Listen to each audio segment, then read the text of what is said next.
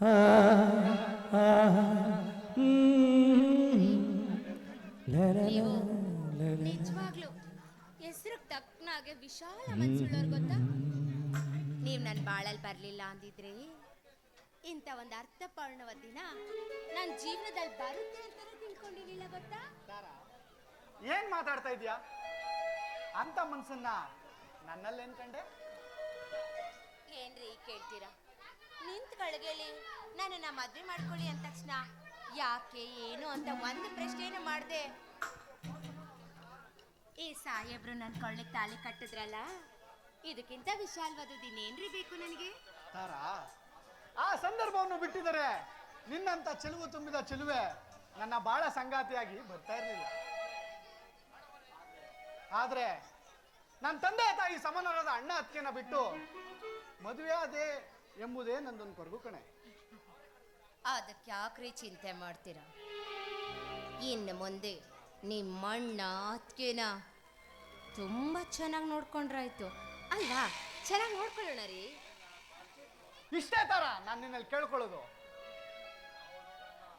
ಅವರು ನನ್ನ ಚಿಕ್ಕದ್ರಿಂದ ಸಾಕಿ ಬೆಳೆಸಿ ವಿದ್ಯಾವಂತರನ್ನಾಗಿ ಮಾಡದ ದೈವ ಸ್ವರೂಪರು. ಅದ್ರಲ್ಲೂ ನಾನು ಇನ್ನೊಬ್ಬ ಅಣ್ಣ ವಿನಯ್ ತುಂಬಾ ಸರಳ ಜೀವಿ, ಮುಗ್ಧ. ಅವ್ರೆಲ್ರೂ ಚೆನ್ನಾಗಿ ನೋಡ್ಕತೀಯ ತಾನೆ? ಅದಕ್ಕೆ ಅಲ್ವೇನ್ರಿ ನಾನು ಈ ಮನೆಗೆ ಸೊಸೆಯಾಗಿ ಬಂದಿರೋದು. ಇನ್ನು ಮುಂದೆ ಈ ಮನೆ ನನ್ನ ಪಾಲಿಗೆ ಬರೀ ಮನೆ ಅಲ್ಲ,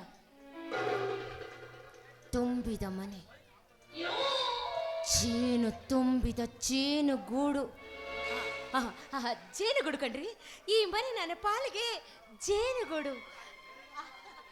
ಜೇನುಗೂಡ್ರಿ, ಜೇನುಗೂಡು. ತಾರ, ತುಂಬಾ ಸಂತೋಷ ಕಣೆ. ಇನ್ ಮುಂದೆ ಈ ಮನೆಯ ಘನತೆ ಗೌರವ ತುಂಬಾ ಎತ್ತರಕ್ಕೆ ಬೆಳೆಯುತ್ತೆ. ನೀನು ಈ ಮನೆಯ ಗೃಹಲಕ್ಷ್ಮಿಯಾಗಿ ಬಂದದ್ದು ತುಂಬಾ ಸಾರ್ಥಕ ಆಯ್ತು ಕಣೆ.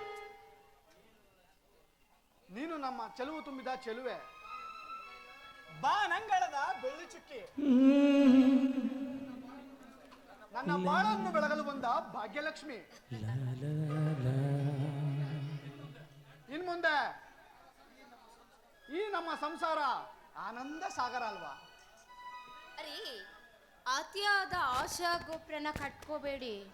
ಯಾವ ಗಳಿಗೆಯಲ್ಲಿ ಸುಂಟರ್ ಗಾಳಿ ಸುಯ್ ಅಂತ ಬಂದು ಆಶಾ ಗೋಪುರನ ಕೆಡಗ್ಬಿಡ್ತೋ ಹೇಳಕ್ಕಾಗಲ್ಲ ನೋಡಿ.